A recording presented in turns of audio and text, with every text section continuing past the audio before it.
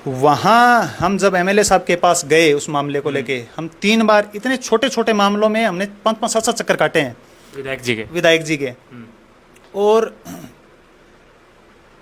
वहाँ गए तो उन्होंने फ़ोन किया कोई थर्ड पर्सन को कि वो ऐसे ऐसे फाइल है झांसल की, वो उसको आप लेके आओ, बहस पे लेके आओ। तो सामने से फ़ोन आता है कि वो अभी फाइल बहस के लिए नहीं आई है।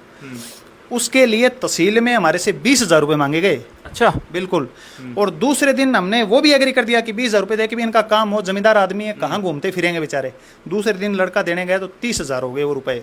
अच्छा, 10,000 बढ़ गए। 10,000 बढ़ गए और 30,000 दे के भी उन छोरों का काम नहीं हुआ। वो फाइल आज धूल फांक रही है अजमेर रेवेन्यू कोर्ट में। तो हालात, बलवान पूनिया के कार्यकर्ता थे, वो जिंदा थे गुलशन जी, आप मानो ना मानो, ये जनता उनके काम होते थे। उनके काम होते थे, कार्यकर्ताओं के लीगल काम। कामरेड रात को 2 बजे फ़ोन उठाया करते थे। और अधिकारियों की बात करें, तहसीलदार, एसडीएम, डिप्टी, थानेदार, ये एक पैर पे खड़े मिलते थे आम आदमी को भी। ये उनका काम करने का तरीका बहुत शानदार था। नमस्कार, प्रणाम और आप तमाम लोगों का भादरा लाइव में स्वागत है। और भादरा में एक बहुत बड़ा मुद्दा गर्मा गया है, भारतीय जनता पार्टी की अंतर्कलह का। अंतर्कलह कह सकते हैं क्योंकि आज हमारे साथ मौजूद है भादरा जनता पार्टी का एक युवा 15 साल पुराना बीजेपी का कार्यकर्ता, जो कि पीड़ित है पार्टी के कई कामों से, कई चीज़ों से। और आज विशेष रूप से इंटरव्यू देने के लिए मुझे इन्होंने बुलाया। हमारे साथ अभी अशोक हुड्डा जी मौजूद है। अशोक जी से बातचीत करें। अशोक जी नमस्कार। नमस्कार गुलशन जी, नमस्कार। बताइए अशोक जी, आपके बारे में सबसे पहले बताइए। मेरा नाम अशोक हुड्डा है और मैं झांसल का स्थानीय निवासी हूँ और भारतीय जनता पार्टी में 2013 से मैं जुड़ा हुआ हूँ। और पहले अखिल भारतीय विद्यार्थी परिषद में मैंने काम किया और अभी 2020 के बाद भारतीय जनता पार्टी में लगातार एक्टिव कार्यकर्ता हूँ।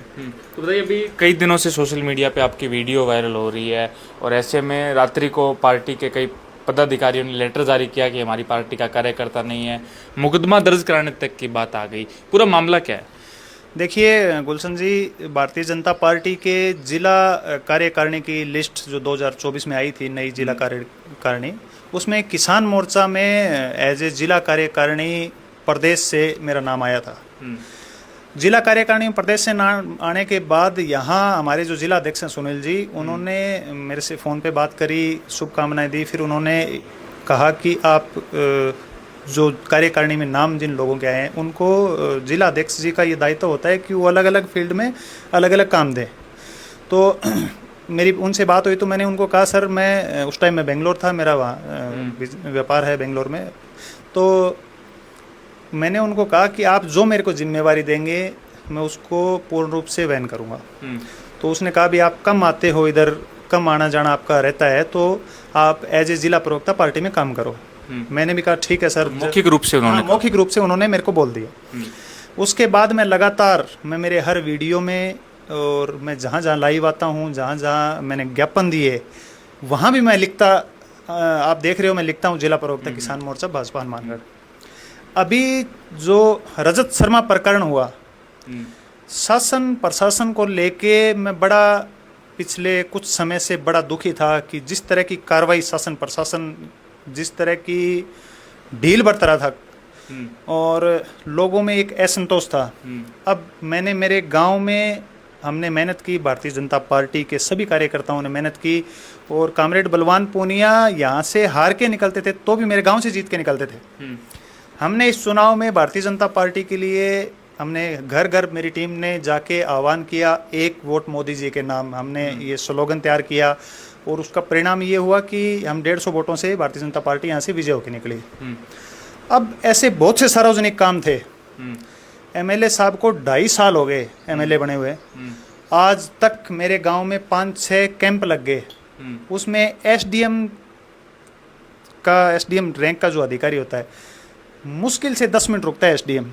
2.5 साल में मेरे गांव में एमएलए साहब ने 1 रुपए का काम नहीं करवाया। मैं इसमें गलत हूँ तो आप पूरे गांव में कहीं पूछो भी, गांव में 2.5 साल भारतीय जनता पार्टी की सरकार बनने के बाद इन्होंने 1 रुपया नहीं दिया। गवर्नमेंट स्कूल का मामला था, हम लोग 3 बार गए, गांव के कम से कम 10-10, 20-20 लोग गए कि वो स्कूल 12वीं का हो गया इंग्लिश मीडियम स्कूल और उसमें कमरे हैं 8, क्लास लगाने के लिए जगह नहीं है। तो हमने रिक्वेस्ट की एमएलए साहब से कि आप हमें 2 कमरे और एक हॉल और एक बरामदा उनके लिए आप एमएलए लैंड से बनवा दो। तो उनका जवाब था कि आप पंचायत चुनाव हो जाने दो। तीसरी बार में मैंने ये कहा उनको कि अगर पंचायत चुनाव में कामरेड समर्थित सरपंच बन गया तो फिर आप क्या करोगे। तो कहा कि ठीक है देखते हैं। इस बात को ना नकार कर दिया और वो आज भी स्कूल में हालात ये हैं। आप कार्यकर्ता हैं बीजेपी के, 2.5 साल भादरा केंद्र बीजेपी को हो चुका है, तो कैसे देखते हैं पूरे ओवरऑल कार्यकाल को? ओवरऑल कार्यकाल राजस्थान में तो बहुत शानदार, भजनलाल शर्मा जी के नेतृत्व में सरकार बहुत शानदार काम कर रही है। और भादरा में देखो, व्यक्तिगत मेरा मानना ये है कि कोई भी काम एक जिला अस्पताल को छोड़ के और कोई भी काम धरातल पे नहीं उतरा है। आप खुद एक पत्रकार हैं, आप पूरे दिन इंटरव्यू करते हैं, आप भी जाते हैं, आप इस विधानसभा के नागरिक हैं, तो आपसे भी वो चीज़ें छुपी हुई नहीं है। तो कैसा फिर क्या एक बीजेपी कार्यकर्ता होने के नाते कैसा अंदर से अभी फिर फील हो रहा है?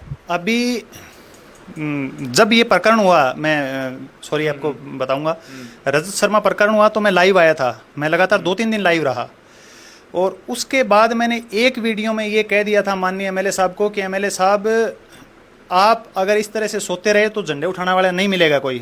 और ये हकीकत भी है, चाहे उनको गलत लगे तो लगे, वो हमारे आदरणीय हैं, वो हमसे सीनियर हैं और लंबा उनका राजनीतिक एक एक्सपीरियंस रहा है, हो सकता है मेरे से ज़्यादा जानते हो वो।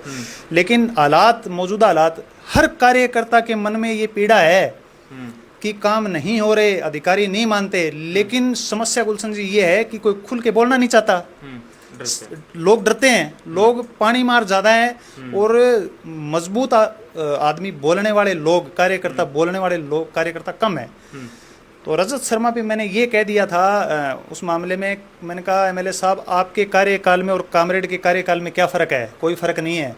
मार धाड़, लूट, चिट्टा, डकैती, ठेकों पे फायरिंग, वही हालात तो उस टाइम थे, वही हालात आज है, तो फिर आप कर क्या रहे हो?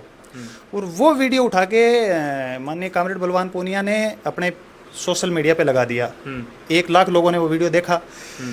अब इनके कुछ दलाल लोग, एमएलए साहब बहुत सीधे आदमी हैं, लेकिन इनके आसपास जो दलाल हैं उन दलालों को ये बात पची नहीं, और उन दलालों ने रात को, जो भीम फड़ोलिया नाम का दलाल है, उसने रात को हमारे जिला अध्यक्ष जी को फ़ोन करके और उनको टॉर्चर करके, भाई मैं तो टॉर्चर बोलूँगा क्योंकि जिला अध्यक्ष ऐसी कोई बात होती तो मेरे को सीधा बोलते, उसमें बैक डेट का लेटर पार्टी के नाम का निकलवा के 8/10/2025 उसमें डेट मेंशन की गई है कि आप मेरे लिए सोशल मीडिया पे ये लिखा गया कि ये व्यक्ति हमारी पार्टी का नहीं है, इसको 8/10/2025 को हमने पार्टी से निकाल दिया था।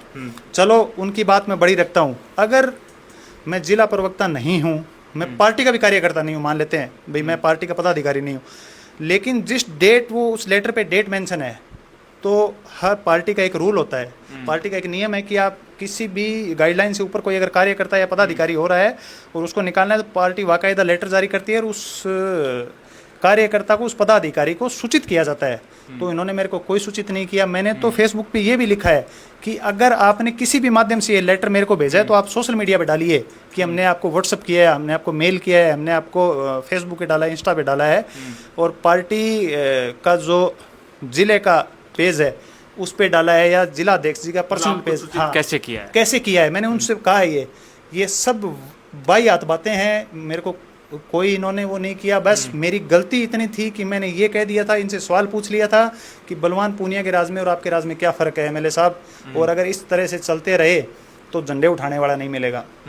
और ये बाहरी लोग जो पार्टी के मूल नहीं है, ये ऐसे लोग पूरे भादरा में आप देख रहे हो, हर जगह थाने, तहसीलों, हर जगह बैठे बैठे ये लोग वसूली करते हैं, अवैध वसूली करते हैं और दलाली करते हैं।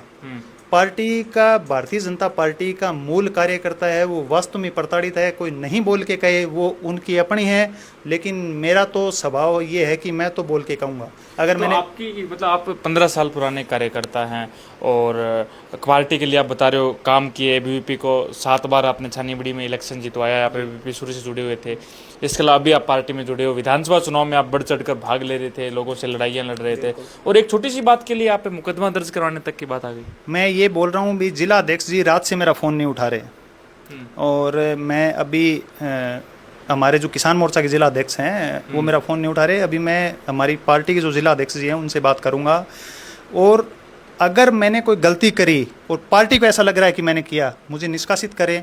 मैं पार्टी पद हमेशा कभी बड़ा नहीं होता, हमेशा कार्यकर्ता का एक पद है वो बड़ा होता है। मैं कार्यकर्ता था, हूँ और रहूँगा।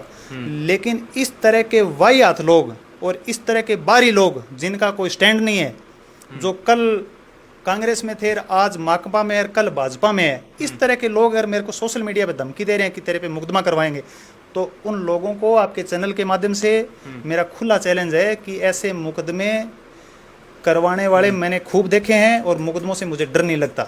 तो बात अभी आप थोड़ी देर पहले वसूली की बात कर रहे थे कि तहसील थानों में एसडीएम ऑफिस में वसूली होती है। कोई आपके सामने भी कोई मामले आए हैं? बिल्कुल मेरे सामने बिल्कुल बहुत बड़ा मामला, मेरे गांव का एक ज़मीन का मामला, लीगल, बिल्कुल लीगल मामला। भाई मेरे आज अपन 2 भाई हैं और मेरा ताऊ मेरे को गोद ले ले, उनके पास पक्का गोदनामा, और दूसरे उनका पारिवारिक विवाद था तो उन्होंने, सामने वाली पार्टी ने केस कर दिया, वो एसडीएम ऑफिस में मामला गया। वहाँ हम जब एमएलए साहब के पास गए उस मामले को लेके, हम 3 बार इतने छोटे छोटे मामलों में हमने 5-5, 7-7 चक्कर काटे हैं विधायक जी के। और वहाँ गए तो उन्होंने फ़ोन किया कोई थर्ड पर्सन को कि वो ऐसे फाइल है जहाँ से लगी, वो उसको आप लेके आओ, बहस पे लेके आओ। तो सामने से फ़ोन आता है कि वो अभी फाइल बहस के लिए नहीं आई है। उसके लिए तहसील में हमारे से 20,000 रुपये मांगे गए। अच्छा, बिल्कुल। और दूसरे दिन हमने वो भी एग्री कर दिया कि 20,000 रुपये दे के भी इनका काम हो, जमींदार आदमी है, कहाँ घूमते फिरेंगे बेचारे। दूसरे दिन लड़का देने गए तो 30,000 हो गए वो रुपये। अच्छा, 10,000 बढ़ गए। 10,000 बढ़ गए और 30,000 दे के भी उन छोरों का काम नहीं हुआ। वो फाइल आज धूल फांक रही है अजमेर रेवेन्यू कोर्ट में।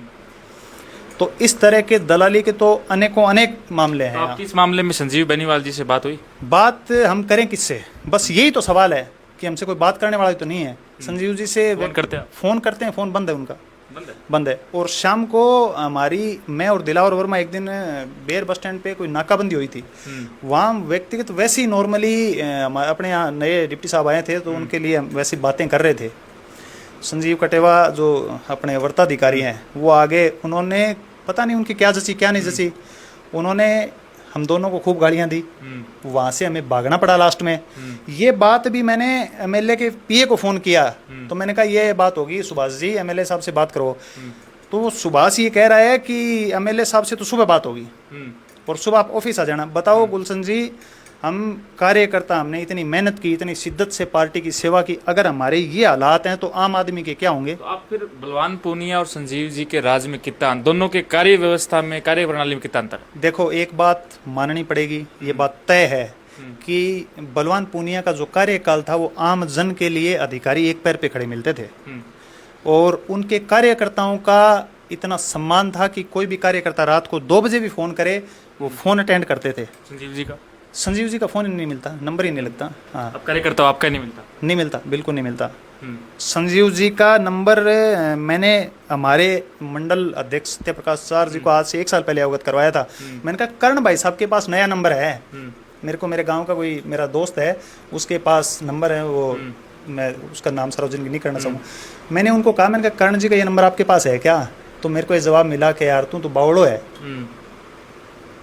मेरे को मंडल अध्यक्ष जी ने कहा कि तू तो बावड़ो है, इसी बात हुई कौन से गए, जबकि मैंने मेरी आंखों से उस छोरे को बात करते हुए अलग नंबर है, मतलब अलग नंबर है जो किसी कार्यकर्ता के पास नहीं है।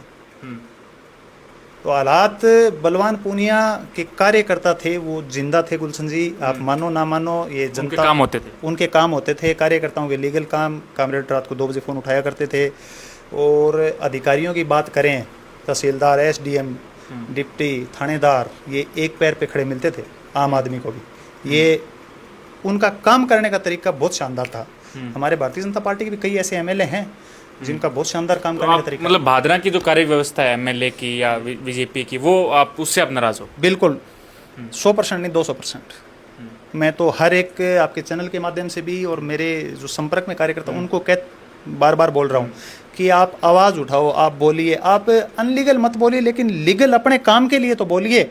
आप लोगों ने इतने साल कई बार पार्टी को ऐसा दिए। हुआ है कि आपने मतलब चुनाव में मेहनत की और जिन लोगों को आपने कन्वेंस किया, कन्वर्ट किया कॉमरेड वोट बैंक से, कांग्रेस वोट बैंक से बीजेपी की वोट बैंक की तरफ, वो आपके पास काम लेके आए हो कि ये काम है हमारा, वो काम आगे हो ही नहीं पाया हो, या मतलब ऐसी कोई बात कभी हुई है क्या? सर काम हमारे भारतीय जनता पार्टी के जो कार्यकर्ता है ना, उनका ही नहीं हुआ। कॉमरेड वालों का हम जिन वोटों जिन लोगों ने हमारे कहने से, भाई आप ये तो मानते हो कामरेड 500-700 से यहाँ से झांसल से प्लस होके निकलते थे जब भी चुनाव हारते थे, तो भी वो 150 से भारतीय जनता पार्टी अगर जीती है तो वोट तो हमने कन्विंस किया ही है, पार्टी के लिए हमने मेहनत तो करी, जब भी तो पार्टी जीती है यहाँ। तो काम हमारे कार्यकर्ताओं के नहीं होते, जैसे मैंने आपको सार्वजनिक काम बताए थे, वो ही नहीं हुए। तो फिर आम आदमी तो और आप और मतलब ऐसे इंटीरियर बात पूछ रहा हूँ मैं कि और कार्यकर्ताओं से आप मिलते होंगे, सारे आपके नेटवर्क में तो है ही, सब मंडल जितने इनके कुछ होते हैं, ठीक है, तो वो भी ऐसे नाराज है क्या जैसे आप वो बोल नहीं पाते, आप आज भादरालाई पे बोल रहे हो, वो भी ऐसी बात है क्या? वो बोल नहीं पाते। वो क्या है कि देखो दो तरह के आदमी हैं, एक तो होता है आदमी की मर्दा मर्दी बात करे जिसमें बोलने की क्षमता होती है, और एक होता है आदमी एडजस्ट हो जाता है, भाई ठीक है यार काम आज नहीं हो तो तड़का हो जाए, तड़का नहीं तो परसों हो, नहीं हो तो 5 साल निकल गया, आगे देखा। लेकिन मैंने जिस हिसाब से मेहनत करी है, मेरा तो मेरे में लचीलापन नहीं है। हमने आधी रात को भी पार्टी के लिए हमें कोई आदेश आया कि आपको ये काम वहाँ करना है, तो हम हमारा घर का काम छोड़ के गए। उसके बावजूद भी अगर हमारे काम नहीं होते, हम क्यों नहीं बोले, क्यों नहीं हम शासन प्रशासन से सवाल करें? पर्सन आपसे मैं पूछ लेता हूँ, आप एबीवीपी में काम करते थे, चंदूराम कॉलेज में आप बड़े सक्रिय थे एबीवीपी में, और एबीवीपी भारतीय जनता पार्टी की विचारधारा का ही एक संगठन है। तो ऐसे में जो विधायक जी के जो पुत्र हैं, संजीव जी हैं, करण जी है, अर्जुन जी है, एबीवीपी में सक्रियता दिखाई थी कि सक्रिय है, चुनाव जीतने में सहायता की हो, ऐसा कभी मतलब करते थे सर? चंदूराम कॉलेज में तो मैं लगातार 5-6 साल रहा। एक दिन सिंगल दिन एमएलए साहब या करण अर्जुन कोई नहीं आया। यहाँ पे जो भी था वो अखिल भारतीय विद्यार्थी परिषद जो संगठन है, बस वो संगठन की ताकत थी कि हम संगठन के बलबूते पे हम चुनाव जीतते थे। हमें मिलने कोई नहीं आता था, चुनाव जीत गए हार गए क्या चल रहा है। बलवान पूनिया मेरे को याद है, मेरे गांव के छोरे ने चुनाव लड़ा था, बलवान पूनिया खुद एक्टिव, और बलवान पूनिया चंदूराम कॉलेज में छात्र संघ चुनाव में डेली एक बार बच्चों को संभाल के जाता था, जबकि हमारे को तो फोन करके कोई पूछने वाला नहीं था कि आपके हो क्या रहा है, आप क्या चल रहा है। विधायक जी का जो छोटा बेटा है अर्जुन जी, वो काफ़ी सक्रिय रहते हैं, हमने देखा है कि कार्यकर्ताओं के ज़्यादातर काम वो करते हैं ऑफिस में या कहीं वो जहाँ बैठते हैं। तो उनसे भी आप ये बात बताते हैं कि इतनी बड़ी बात हुई आज, इतना बड़ा सोशल मीडिया पर पुलिस मुकदमे वाली बात आज नहीं आती, इतनी छोटी सी बात को लेकर। तो उनको 1-2 बार मैंने नॉर्मली कोई काम के लिए फ़ोन किया था, वो बाय नेम मेरे को एमएलए साहब नहीं जानते।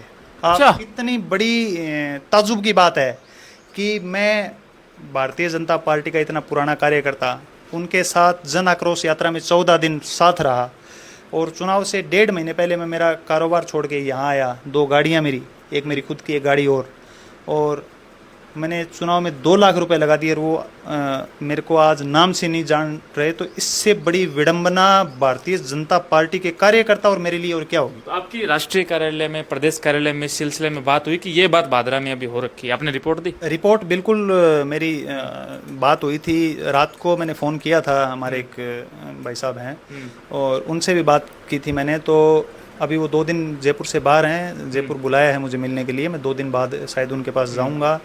और उच्च हमारे जो पार्टी के संगठन के कुछ पदाधिकारी हैं उनसे ये बात अवगत करवाएंगे। चलिए, तो आपको सब लोग देख पा रहे होंगे, रात भीम पड़ोलिया जी जो हैं एमएलए साहब की कार्य व्यवस्था देखते हैं, सरपंच भी है नहीं वर्तमान में, उन्होंने भी आपकी पोस्ट पर लिखा था कि इस प्रकार से ये हमारी पार्टी का कार्यकर्ता नहीं है या पार्टी में कोई काम नहीं करता है, किसी पद पे नहीं है, और भारतीय जनता पार्टी इन पे मुकदमा दर्ज करवाएगी। वो दलाल प्रवृत्ति का आदमी है, वो दलाली करता है और उसके लिए उसके पास कोई भी काम नहीं है। और अगर वो मेरे को धमकी दे रहा है तो मैं उस पर मुकदमा दर्ज करूँगा। वो धमकी देने का हमारे जिला अध्यक्ष जी करें, हमारी पार्टी के कोई सम्मानित आदमी अगर इस तरह की बात करे, वो मेरे से फ़ोन पे पहले बात करे, मेरा फ़ोन 24 घंटे एट ए टाइम रहता। भीम पड़ोलिया मेरे को कैसे कह सकता है कि हमारी पार्टी का आदमी नहीं? भीम पड़ोलिया को भारतीय जनता पार्टी का मूल थोड़ी ना है, वो मूल नहीं है, वो तो रोबोट है, वो तो कूद के आया हुआ है। और अभी बढ़िया वो दलाली कर रहा है और वो करता रहे। और आपके चैनल के माध्यम से भी मैं उसको ये चैलेंज करता हूँ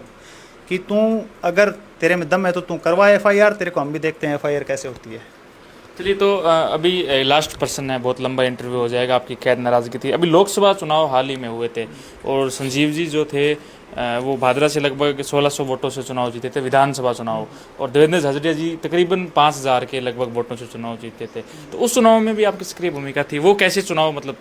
देखिए, संजीव जी पार्टी के हिसाब से, देवेंद्र जी को मेरे हिसाब से जितना यहाँ उनको करवाना चाहिए तो वो फाइट नहीं करवा पाए। अच्छा, 5500 से जीते हैं संजीव जी, खुद 1600 जीते थे, बंदे तो करी है। 1600 जीते हैं, लेकिन लोकसभा का चुनाव आदरणीय मोदी जी के नाम पे, राष्ट्र के नाम पे लड़ा गया था। उनको मेरी विधानसभा से कम 50,000 वोट आने चाहिए थे, सीटिंग एमएलए के होते हुए। मायने वो नहीं रखता कि एमएलए इतने वोटों से जीता है। एमएलए का चुनाव, विधानसभा का चुनाव और लोकसभा का चुनाव में दिन रात का फर्क है। अच्छा। लोकसभा में लोग देते हैं मोदी जी के नाम पे वोट, बड़े बड़े चेहरे के नाम, बड़े चेहरे के नाम पे, और विकसित भारत के नाम पे जो वोट मिलते हैं आदरणीय मोदी जी के नेतृत्व में, और विधानसभा का चुनाव अलग होता है। चलिए, तो हमारे साथ अभी अशोक जी थे, भारतीय जनता पार्टी के कार्यकर्ता हैं, 15 साल से सक्रिय भूमिका में रहे हैं सोशल मीडिया पर भी, और एबीवीपी में भी इन्होंने काम किया है। और ये बीजेपी की अंतर्कलह है जो अब सामने आ गई है, और ऐसे में इन पे अभी आगे क्या इन सब का तालमेल रहता है, प्रदेश पार्टी का, राष्ट्रीय पार्टी का, स्थानीय पार्टी का, वो देखने वाली बात होगी। आप सब लोग इस वीडियो को शेयर कीजिएगा। आप सबका बहुत बहुत धन्यवाद।